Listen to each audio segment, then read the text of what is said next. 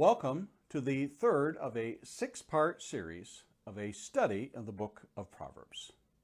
This series is a compilation of a previous series of individual daily devotionals designed to take one chapter a day for a 31-day study of this most amazing of Bible books.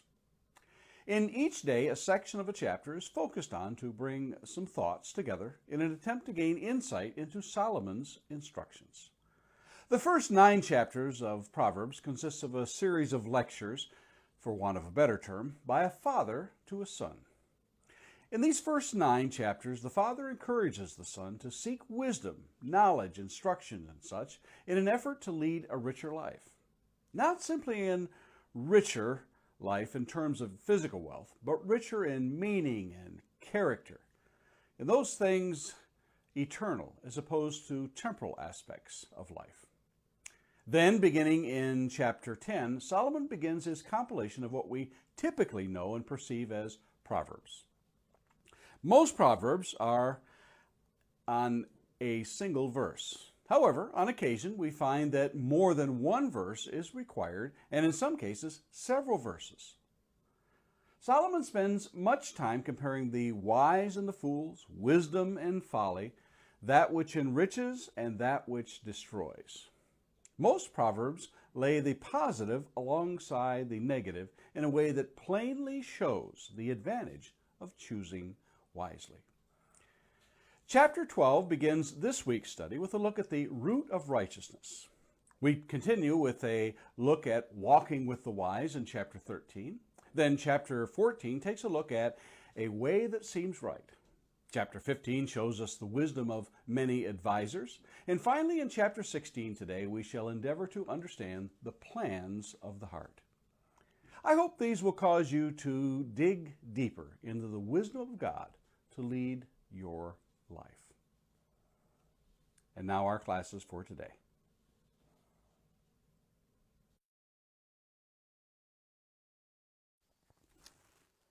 Day 12. A study in Proverbs.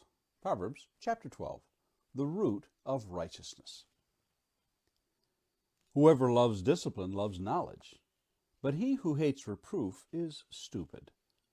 A good man obtains favor from the Lord, but a man of evil devices he condemns. No one is established by wickedness, but the root of righteousness will never be moved. An excellent wife is the crown of her husband, but she who brings shame is like rottenness in his bones. The thoughts of the righteous are just, the counsels of the wicked are deceitful. The words of the wicked lie in wait for blood, but the mouth of the upright delivers them. The wicked are overthrown and are no more, but the house of the righteous will stand. A man is commended according to his good sense, but the one of twisted mind is despised. Better to be lowly and have a servant than to play the great man and lack bread. Whoever is righteous has regard for the life of his beast, but the mercy of the wicked is cruel. Whoever works his land will have plenty of bread, but he who follows worthless pursuits lacks sense. Whoever is wicked covets the spoil of evildoers, but the root of righteousness bears fruit. An evil man is ensnared by the transgression of his lips, but the righteous escapes from trouble. From the fruit of his mouth a man is satisfied with good, and the work of a man's hand comes back to him. The way of a fool is right in his own eyes, but a wise man listens to advice. The vexation of a fool is known at once, but the prudent ignores an insult. Whoever speaks the truth gives honest evidence, but a false witness utters deceit. There is one whose rash words are like a sword thrust, but the tongue of the wise brings healing. Truthful lips endure forever, but a lying tongue is but for a moment. Deceit is in the heart of those who devise evil, but those who plan peace have joy.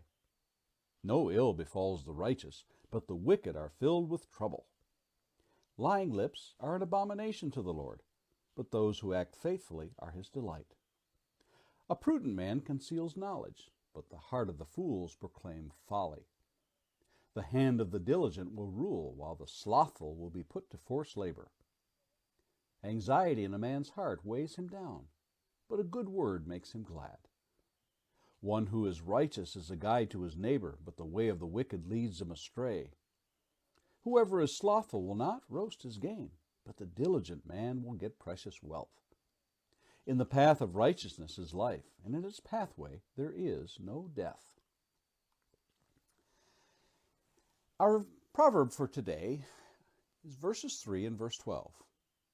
Verse 3, no one is established by wickedness, but the root of the righteous will never be moved. Verse 12, whoever is wicked covets the spoil of evildoers, but the root of the righteous bears fruit. One of my least favorite memories growing up on a farm was taking out stumps. The digging, the sawing, the chopping and pulling, over and over you labored doing these things.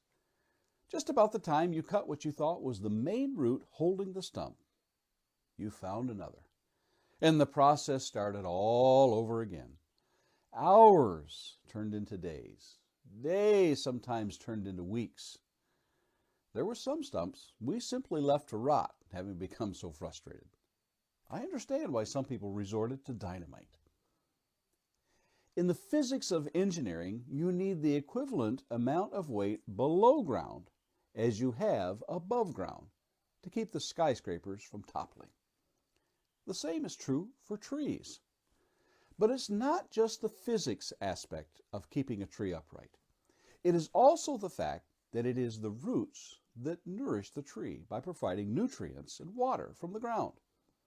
Here in the northern part of Michigan and other states and countries where trees are coming out of a time of hibernation, as it were, the warming temperatures are thawing the ground and activating the roots to send sap up to the limbs to prepare for spring's arrival. In the maple trees, that sap is harvested and processed into maple syrup and other sugary products. I have an appreciation for what Solomon presents in these two passages from chapter 12, having removed stumps and tapped trees to make maple syrup. The stability and that which the root provides for sustenance. In each verse, the wicked are shown for their wantonness. Wickedness cannot be the foundation for anything that will last. Jesus told about the seed that fell on the rocky ground. Without roots, the plant withers. So it is with the wicked. They cannot be established. With what shall they anchor themselves? Evil and wickedness build on shifting shapes of shadows. There are no virtues with which they can hold on to in evil. Solomon warned from the outset in chapter 1 of being enticed by sinners. In chapter 1, verse 10, my son, if sinners entice you, do not consent. He tells the result in verse 19, such are the ways of everyone who is greedy for unjust gain. It takes away the life of its possessors. Solomon further writes in chapter 2 of the benefits of wisdom, knowledge, discretion, and understanding. These are the roots of righteousness that bear fruit. This is what they do. In chapter 2, verses 12 through 15, delivering you from the way of evil and from men of perverted speech, who forsake the paths of uprightness to walk in the ways of darkness, who rejoice in doing evil and delight in the perverseness of evil, men whose paths are crooked and who are devious in their ways. Evil unbridled begets more evil, and the wicked are never satisfied with just a little. They covet more and more. Where are your roots? And how deep are they? And Lord willing, let's meet again here tomorrow.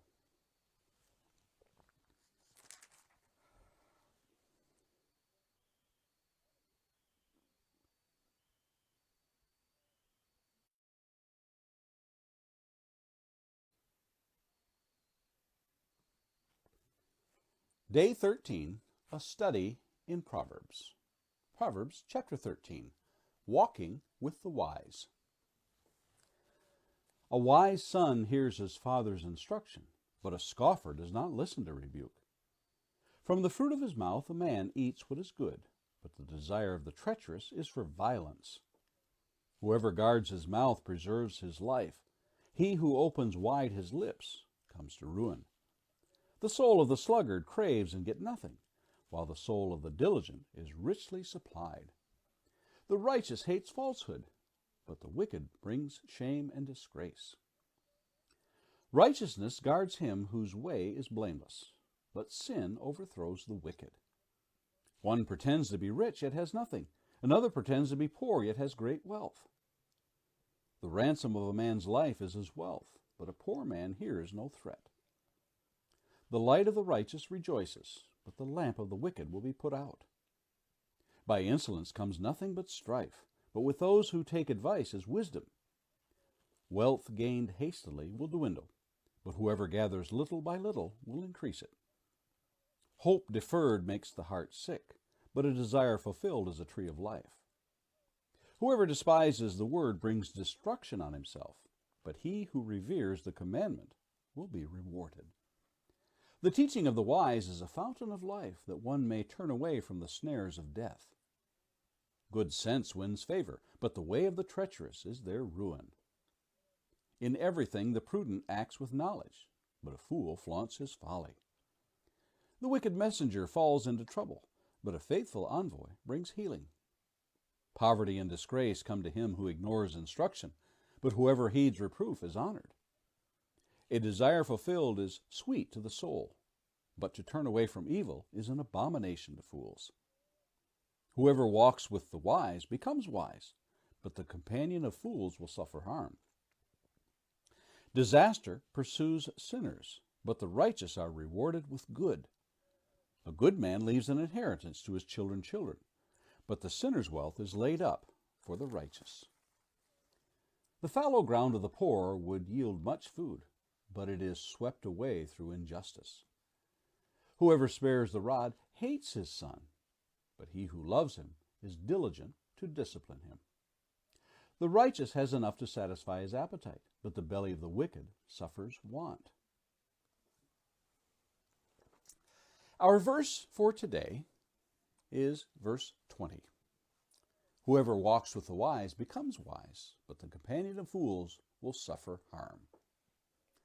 I have a friend named Glenn. Glenn has these little catchy sayings. When I hear them, I want to latch onto them. One thing he told me many years ago has stuck with me. Show me your friends, and I'll show you your future. Now chew on that for a while. This year, I will celebrate the 24th anniversary of my 39th birthday. And I can tell you that beyond a shadow of a doubt that this proverb is true. Ask me how I know. I know not because I heeded Solomon's advice or Glenn's advice, which I might add came later in life. I learned it the hard way. When I hung around people who swore, I began to swear. When I hung around people who were hot-headed and quick-tempered, I took on those traits. Space does not permit me to list all the bad choices I made when I became the companion of those with less than honorable virtues. This proverb is one that haunts parents. Why? They understand the perils that await their children. They don't even need to have experienced it to know the reality of this truth. They know if you run with the goats, you smell like the goats. And if you lie down with dogs, you wake up with fleas. Children are so susceptible in their formative years. They don't see the harm of being friends with just anybody. And those who are reckless seem to be having fun. And after all, who doesn't want to have fun? But they haven't learned this old saying, one day you'll have to pay the piper. Enough of the negative aspect. What about the positive? Is Solomon talking about osmosis here? You know, that process where molecules simply pass from one region to another? Is he talking about just standing next to someone and wisdom jumps into your head? If only that were so. But just like sitting in a henhouse doesn't make you a chicken, just standing next to a wise person doesn't make you wise. Notice Solomon's term, walks. It means to follow a course, to follow the course of the wise, to observe and follow after. It is a life that seeks to emulate them in their methods. Success breeds success. It has been said, learn from other people's mistakes. You won't have time to make them all yourself. The same is true for learning virtues and the ways of success. Why live a lifetime of trial and error when you can learn from those who have succeeded? Some time ago, a man by the name of Napoleon Hill set out to find how some of the most successful people in the world came to be that way. He found they all had certain traits in common. Not one of them said they made their companionship with fools. Quite the opposite. They surrounded themselves with successful people, among other things. In Stephen Covey's The 7 Habits of Highly Effective People, he too searches to see what it is that makes people successful. Hint: they are not habits found in the lives of fools. Over and over, books are written which only confirm what Solomon penned some 3,000 years ago. Walking with the wise will make one wiser. Who are you walking with? And Lord willing, let's meet here again tomorrow.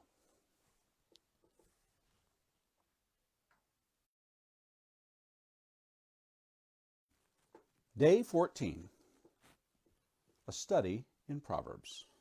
Proverbs chapter 14, the way that seems right. The wisest of women builds her house, but folly with her own hands tears it down. Whoever walks in uprightness fears the Lord, but he who is devious in his ways despises him. By the mouth of a fool comes a rod for his back, but the lips of the wise will preserve them.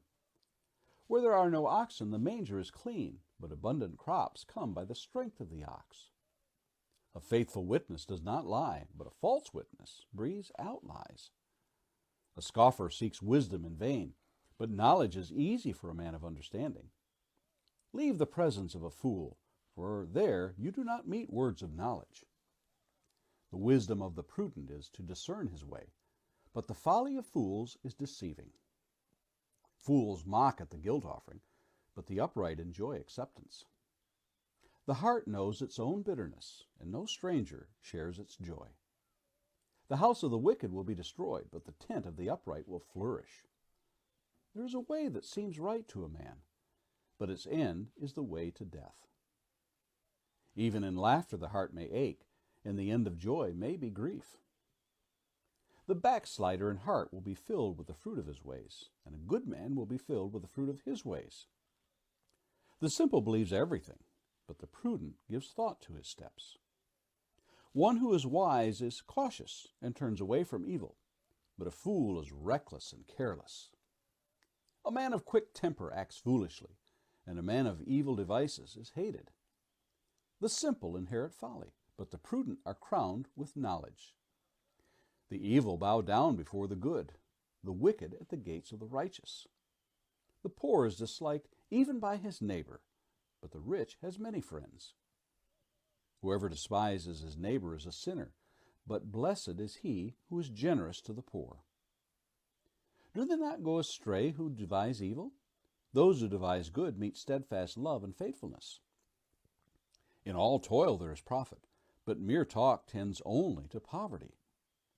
The crown of the wise is their wealth, but the folly of fools brings folly.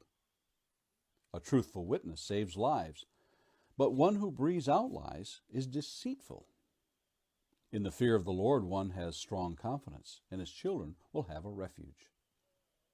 The fear of the Lord is a fountain of life, that one may turn away from the snares of death. In a multitude of people is the glory of a king, but without people a prince is ruined. Whoever is slow to anger has great understanding, but he who is hasty has a hasty temper exalts folly. A tranquil heart gives life to the flesh, but envy makes the bones rot. Whoever oppresses a poor man insults his maker, but he who is generous to the needy honors him. The wicked is overthrown through his evil doing, but the righteous finds refuge in his death. Wisdom rests in the heart of a man of understanding, but it makes itself known even in the midst of fools. Righteousness exalts a nation, but sin is a reproach to any people. A servant who deals wisely has the king's favor, but his wrath falls at one who acts shamefully. Our proverb for the day is verse 12. There is a way that seems right to a man, but its end is the way of death. If I were a contestant on the popular game show Jeopardy and I picked the category of bad choices, and I was given the answer, 3 things you don't pay attention to, I would give the response, Alex, what are GPS directions, instructions on how to assemble something, and good advice? Sound similar? My wife will tell you that just because I have GPS giving me directions doesn't mean I'm going to follow it. It just seems there must be a better way to get there. My go-to response is more times than not, don't worry, I've been lost here before. And why go to the trouble of reading directions when you buy something that tells you some assembly required? How hard can it be? I just can't resist the challenge of really messing up a project. Well, that's not my intention, but it seems that way. As for advice, well, if I listened to advice, these first 2 examples wouldn't be here. Oddly enough, Solomon realizes we aren't going to listen to this piece of advice the first time, so he repeats it again in chapter 16 and verse 25. Go ahead, look it up. It is the self-delusion that in spite of everything to the contrary, people are going to follow their own desires. It doesn't matter how many times we read George Santayana's saying, those who don't learn from history are doomed to repeat it. Now, it is one thing to get lost on a trip, or to have to take apart a project, or to eat humble pie when we don't listen to advice. Chances are pretty good we'll survive the incident. It is quite another when we consider the scope of what Solomon is alluding to here. For he says, but its end is the way of death. You don't get the impression he's talking about everyday run-of-the-mill dumb choices. He has his eye on mankind's propensity to turn his back on God. A good example of this might be from the book of Judges. In Judges chapter 17 and verse 6, it reads, in those days there was no king in Israel. Everyone did what was right in his own eyes. And it's repeated again in the last book, in the last chapter of the book, in direct violation to what Moses commanded them in Deuteronomy 12:8. Solomon is stating an overarching principle that has haunted man since Adam and Eve decided to take Satan's advice in the garden. That way seemed right, and I guess you know where that led. Are you listening to God's GPS, the Bible? Are you trying it your own way? And Lord willing, let's meet again tomorrow.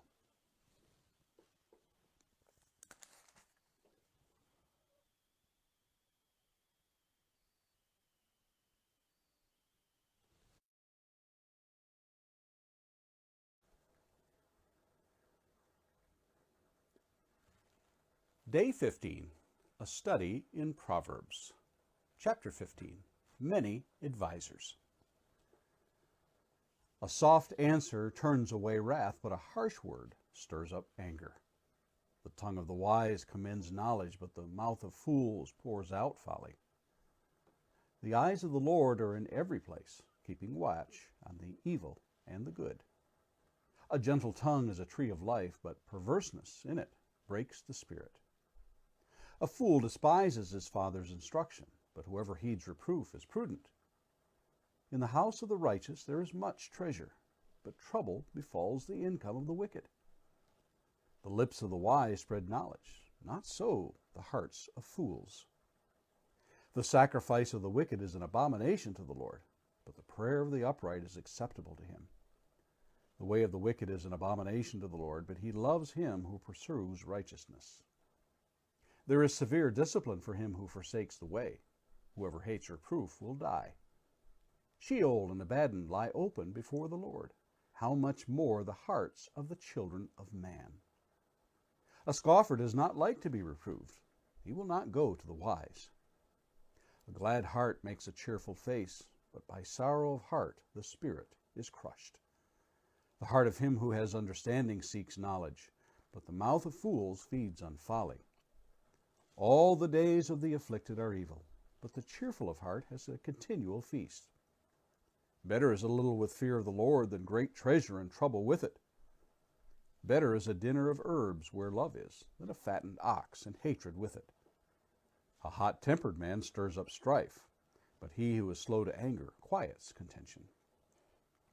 The way of a sluggard is like a hedge of thorns, but the path of the upright is a level highway. A wise son makes a glad father, but a foolish man despises his mother. Folly is a joy to him who lacks sense, but a man of understanding walks straight ahead. Without counsel, plans fail, but with many advisers, they succeed. To make an apt answer is a joy to a man, and a word in season, how good it is. The path of life leads upward for the prudent, that he may turn away from Sheol beneath. The Lord tears down the house of the proud, but maintains the widow's boundaries. The thoughts of the wicked are an abomination to the Lord, but gracious words are pure. Whoever is greedy for unjust gain troubles his own household, but he who hates bribes will live. The heart of the righteous ponders how to answer, but the mouth of the wicked pours out evil things. The Lord is far from the wicked, but he hears the prayer of the righteous. The light of the eyes rejoices the heart, and good news refreshes the bones. The ear that listens to life-giving reproof will dwell among the wise. Whoever ignores instruction despises himself, but he who listens to reproof gains intelligence. The fear of the Lord is instruction and wisdom, and humility comes before honor. Our proverb for the day is verse 22. Wise counsel, without wise counsel, plans fail, but with many advisers they succeed. Here's a little quiz for you, and only you. Think back on a time that you made a huge mistake. Okay, now that you have focused on one particular instance, was this mistake due to not taking someone's advice or because you didn't ask for advice before proceeding?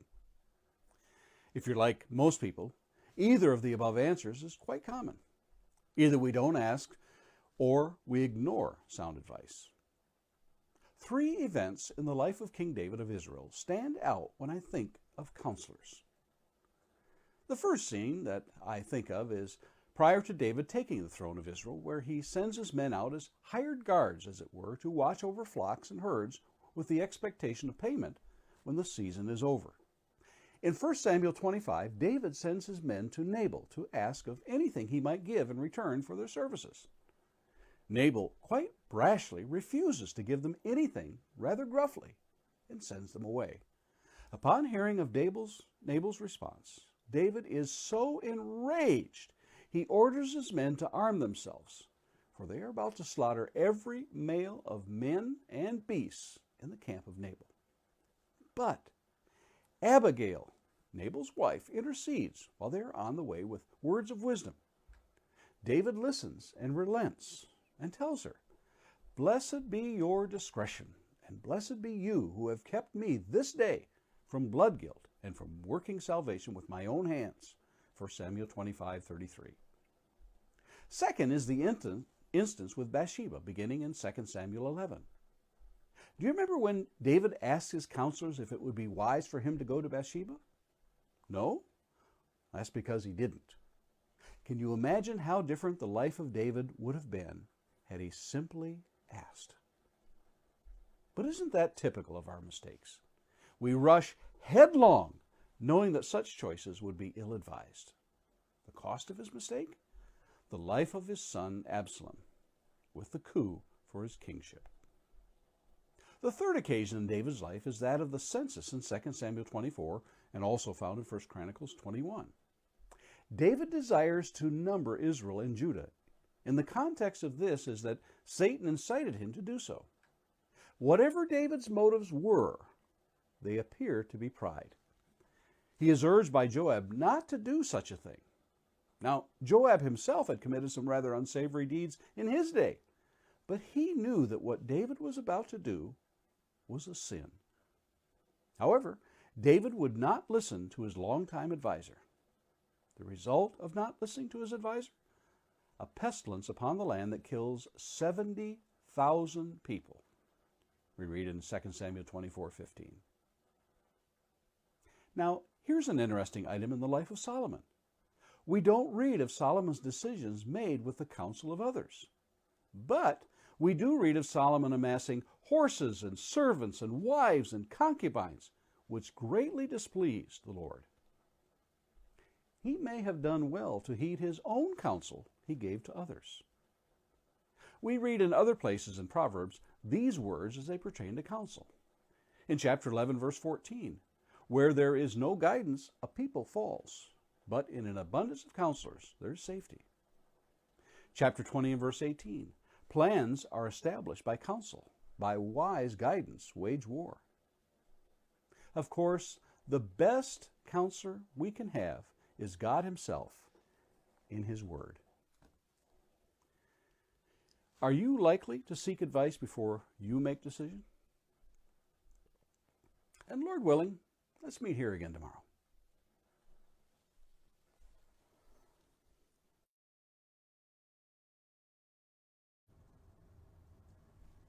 Proverbs chapter 16, a study in Proverbs. The plans of the heart. The plans of the heart belong to man, but the answer of the tongue is from the Lord. All the ways of a man are pure in his own eyes, but the Lord weighs the spirit. Commit your work to the Lord, and your plans will be established. The Lord has made everything for its purpose, even the wicked for the day of trouble. Everyone who is arrogant in heart is an abomination to the Lord. Be assured, He will not go unpunished. By steadfast love and faithfulness, iniquity is atoned for, and by the fear of the Lord one turns away from evil. When a man's ways please the Lord, He makes even his enemies to be at peace with him. Better is a little with righteousness than great revenues with injustice. The heart of man plans his way, but the Lord establishes his steps. An oracle is on the lips of a king. His mouth does not sin in judgment. A just balance and scales are the Lord's. All the weights in the bag are His work. It is an abomination to kings to do evil, for the throne is established by righteousness. Righteous lips are the delight of a king, and he loves him who speaks what is right. A king's wrath is a messenger of death, and a wise man will appease it. In the light of a king's face there is life, and his favor is like the clouds that bring the spring rain. How much better to get wisdom than gold, to get understanding is to be chosen rather than silver. The highway of the upright turns aside from evil. Whoever guards his way preserves his life. Pride goes before destruction, and a haughty spirit before a fall. It is better to be of a lowly spirit with the poor than to divide the spoil with the proud. Whoever gives thought to the word will discover good, and blessed is he who trusts in the Lord. The wise of heart is called discerning, and sweetness of speech increases persuasiveness. Good sense is a fountain of life to him who has it, but the instruction of fools is folly. The heart of the wise makes his speech judicious, and he adds persuasiveness to his lips. Gracious words are like a honeycomb, sweetness to the soul and health to the body. There is a way that seems right to a man, but its end is the way to death. A worker's appetite works for him. His mouth urges him on. A worthless man plots evil, and his speech is like a scorching fire. A dishonest man spreads strife, and a whisperer separates close friends. A man of violence entices his neighbor and leads him in a way that is not good. Whoever winks his eyes plans dishonest things. He who purses his lips brings evil to pass. Gray hair is a crown of glory. It is gained in a righteous life. Whoever is slow to anger is better than the mighty. He who rules his spirit than he who takes a city. The lot is cast into the lap, but its every decision is from the Lord. Our proverb of the day is, the plans of the heart belong to man, but the answer of the tongue is from the Lord. Verse 1. My wife and I enjoy from time to time putting together jigsaw puzzles. I've read that doing a variety of activities that challenge the brain can help our Or, I know what it is that it helps. It's right there on the tip of my tongue. Right, it helps the memory. Truth be told, while it may be helping my cognitive skills, putting jigsaw puzzles together is wreaking havoc on my patience. There are times I simply have to walk away in frustration and come back another time. And when I do, voila! There's the peace I was looking for. Finding the meaning in some of Solomon's Proverbs can be a lot like that jigsaw puzzle experience. In fact, finding wisdom seems to be a lot like a jigsaw puzzle. As it is with treasures, so it is with wisdom. Treasures are seldom found without effort and almost never on the surface. Our verse today can be rather challenging, but let me give you a suggestion. Just like a puzzle, step back and look at the big picture. Look for the texture, the color, the pattern, as it were. Our chapter break, unfortunately, starts with verse 1, but could easily have begun with the last chapter of chapter 15. Back up a little and read 15:33 through 16:7. Lay them side by side. What do they share in common? It's right there. Do you see it? 8 verses in a row speak of the Lord and man's connection, or lack thereof, to him. No other section of Proverbs shares this anomaly. Coincidence? I'll let you be the judge. 15:33 begins with the fear of the Lord, and 16:7 ends this short treatise with man's ways that are pleasing to the Lord, so as to bring about peaceful relationships even with his enemies. Solomon peers into that which the Lord reckons the purpose, the plans, and the pleasing ways of man over and over against the purposes of the proud and the punishment they receive. Each of the 8 verses are intricately woven with one another so that, like a thread in a tapestry or a garment, they enhance the beauty of the whole. Like a song sung with multiple parts in harmony, one note alone gives a beautiful sound for sure, then another and another until every note is sung and the harmony is heard in all its splendor. Knowing this helps me to grasp what Solomon is trying to say in verse 1. I'm better able to grasp this in the context of these verses. When I consider my own plans or preparations, many times they're selfish in nature, but I weigh them out. When angered, my first response might be to retaliate with anger in return. But an apt answer is from the Lord, and it might lead me to a different response. Left to my own so-called wisdom and insight, the rash answers of my own tongue can be just like the thrusts of a sword, as Solomon says in Proverbs 12:18. Hear what other companion verses in Proverbs reveal to us about our plans. Here in chapter 16 and verse 9, the heart of man plans his way, but the Lord establishes his steps. In chapter 19 and verse 21, many are the plans in the mind of a man, but it is the purpose of the Lord that will stand. Now, consider how being in a right relationship to the Lord enhances our walk, our ways, our plans, our relationships, our eternal destination. Now, I wonder, when people hear me speak, if it sounds like something the Lord would want me to say. And Lord willing, let's meet here again tomorrow.